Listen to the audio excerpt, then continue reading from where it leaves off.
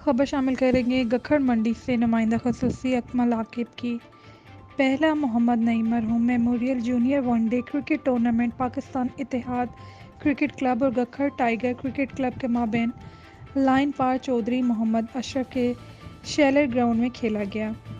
One day cricket tournament match के मेहमान खसूसी सदर प्रेस क्लब गखड़ मियाँ सबीउर रहमान और इनके हमरा रफ़ीक आसी मुग़ल, मोहम्मद आसिफ बट, अब्दुल रज़ाक लकी बट, फराज गुजर थे।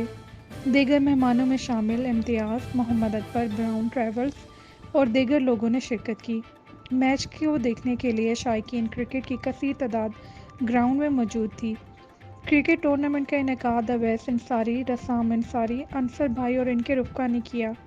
ये match Gakhar tiger cricket club की टीम ने 2 विकेट और 3 रन बढ़तरी से जीत लिया, जिस पर मेहमान खसूसी मियाँ सबीउर रहमान ने जीतने वाली टीम को 6,000 रुपये, जबकि दूसरे नंबर पर आने वाली टीम को 3,000 रुपये और मैच इंतज़ामिया को 10,000 रुपये नकद इनामात दिए गए।